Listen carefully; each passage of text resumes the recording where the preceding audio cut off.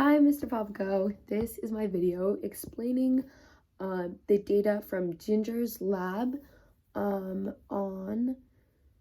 the calculations and how to go through it and everything and how the experiment was set up. I kind of got a brief explanation from her today, so I might have some mistakes somewhere in there, but I'm pretty sure that I have done this correctly. So yeah. So the experiment, as you know, was to get a little Nerf gun thing and hold it really close to a pendulum that was hanging off a string and shoot it, and the pendulum would go swing up a little bit, and we were trying to find the I'm guessing the initial velocity of the Nerf thing, the final velocity of the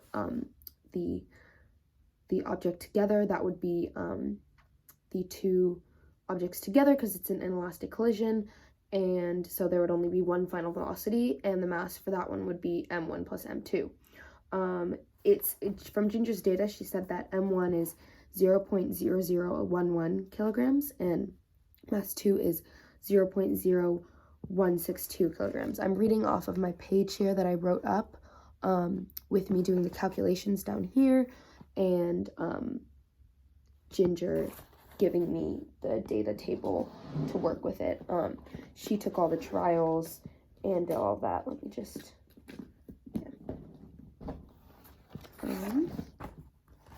so yeah. So the first thing that I did was label the equations that we were going to use, and then like what we knew and what we didn't. So I explained the masses. We're looking for the height that the pendulum moves, which is, I drew a diagram here. It like moves up a little bit when it swings, and this is the angle that they measured per trial. The length was given, it was 20 centimeters, so 0.2 meters. And I'm not sure if we're supposed to do it in centimeters or meters, but I'm assuming centimeters, so then that would be 20 centimeters. Yeah. I could just change the velocities. But anyways, that's the diagram that I drew, and we're trying to find this height right here because we need it to plug it into one of our two equations, which is how we're going to find velocity initial and the final velocity. So those equations are, the first one is the conservation of energy, which is 1/2 mv squared equals mgh, and then the other one is the law of conservation for momentum, which is m1 v1 plus m2 v2 equals m1 v1 prime plus m2 v2 prime, and prime means final. So I have those two equations written up at the top of my page there, and then I labeled like v2 and v1. So I said that v2 was the velocity of the pendulum, and v1 was the velocity of the Nerf bullet, and then v1 prime and v2 prime are actually the same number because afterwards they're one mass. So we can kind of alter this equation to fit our situation, where also the initial velocity of the pendulum is 0. So it's just going to be m1 v1 equals, because m2 times v2, which is 0, will be 0. So then we're just left with m1 v1 equals v prime times m1 plus m2, because it's inelastic. So they stick together. They become one object that moves, one system that moves with some velocity. Sorry, my a battery warning came on. Okay, so we know the length of the string right here, which means we also know the length of this string all the way down. That's why I drew L here. But this height change is also how much of the string is taken up by H when it's standing still here. So we labeled this thing X, because if you did it where the H was and you like drew it up, you couldn't use cosine or sine or anything because it's not a right triangle. But if we take this line, we do a line perpendicular to X going across, kind of meeting parallel, or meeting on a straight line, meeting the object at where it's at, that value is going to be that height of the string, and then plus that height that we're trying to find, which is the height that it like when it swings the displacement in the y direction. So how we do that is when we need angles. So they used a protractor and found the angles, and Ginger's told me that the average of their 10 trials for the theta was 40.5 degrees.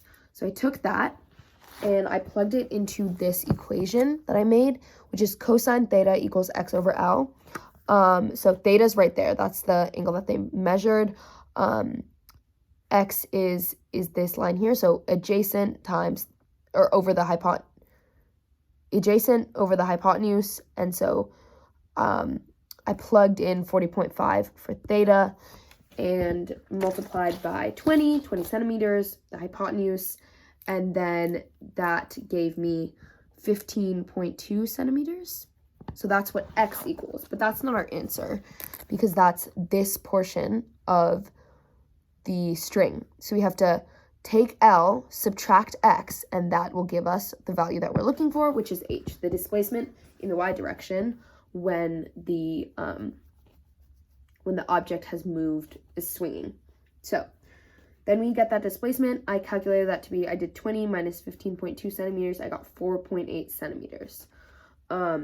After that, I took that h and I used it in our equation 1/2 mv squared equals mgh, because 1/2 mv squared is the v, that's the point after they've collided and we have v prime.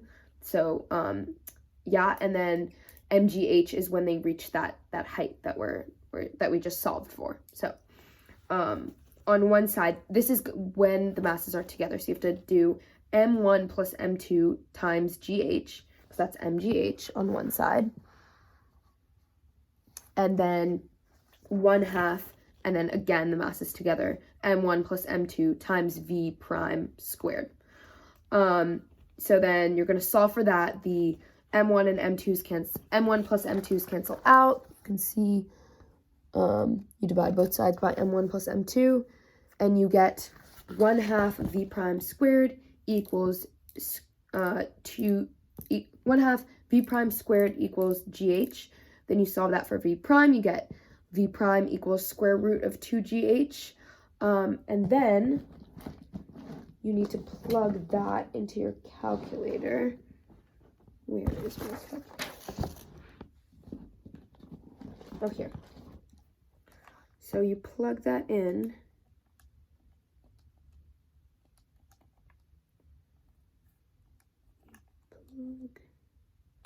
You plug that in and you make sure that you change the centimeters to meters there.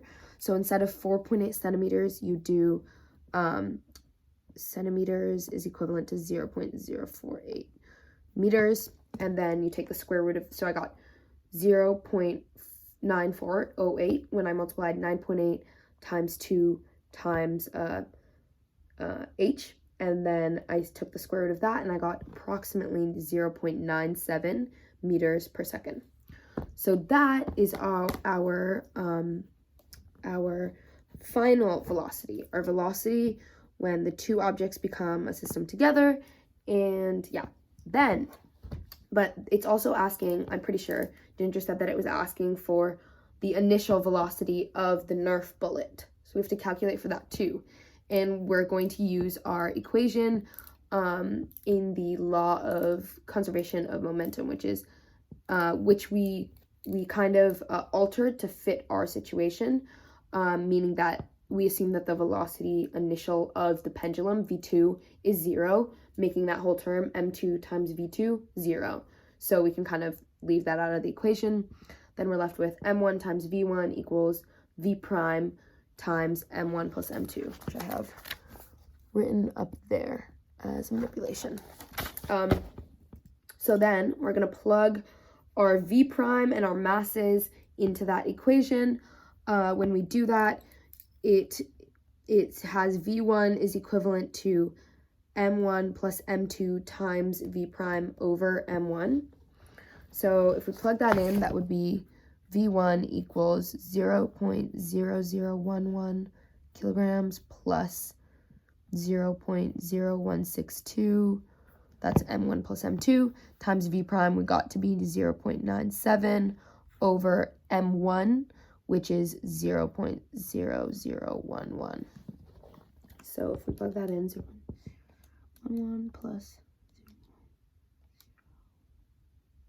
162 times 0.97 divide by 0.0011, I got 15.25. So V1 equals 15.3. And that is how you get the initial velocity when given theta of the angle swinging. I mean the pendulum swing. This lab deals with the law of conservation of momentum, which we learned is m1 times v. It's basically that the initial momentum is equivalent to the final momentum. You could write that like this.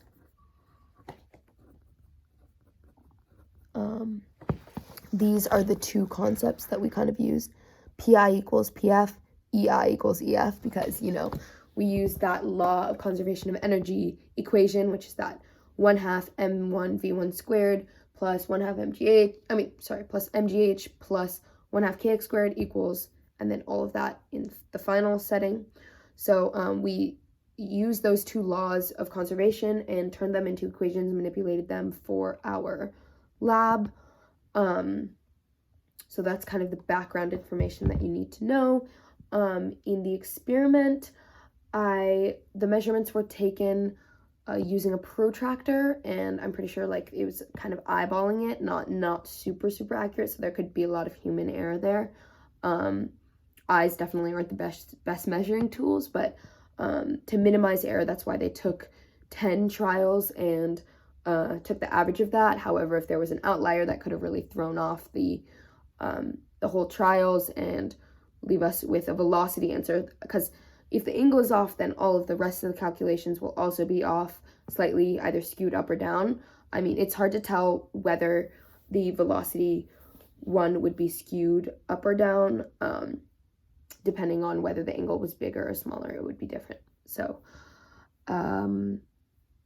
yeah, those are the laws. Those are the equations. That's discussion abstract. That's like going through the experiment. That's what I understood the experiment was when Ginger explained it. She did a really good job. And we solved for the initial velocity of the Nerf bullet. We don't need to solve for the initial velocity of the pendulum because it is assumed to be still at the very beginning. And then it's important that we remember that since it's an inelastic collision, we can't use the equation 1/2 m1 v1 squared plus 1/2 m2 v2 squared equals 1/2 m1 v1 prime squared plus 1/2 m2 v2 prime squared. That equation we can only use when we are talking about elastic collisions. And basically in an elastic collision, there's a conservation of kinetic energy. So KE initial is equivalent to KE final. However, in an inelastic collision, that's not the case. So we can't use that equation, which is why we have to manipulate the law of conservation of energy, the larger equation, to fit our experiment and make it produce the results that we needed, which was V1. Since the angle was the only measurement taken, that is kind of the only source of human error. The rest are calculations. So if the camera didn't have an accurate representation of the protractor, or it was angled some other way that skewed the angle, that would really be the error in this sense. The rest of it is pretty straightforward. This experiment helps us cover concepts of how to apply the law of conservation of momentum to an actual situation that involves two moving pieces that collide, and teaches us about inelastic collisions. and how to calculate at least 3 different variables using these 2 equations. 1/2 mv squared equals mgh, and m1 v1 plus m2 v2 equals m1 v1 prime plus m2 v2 prime. So that is the lab, the Ballistic Pendulum Lab. Thank you so much for listening, and yeah.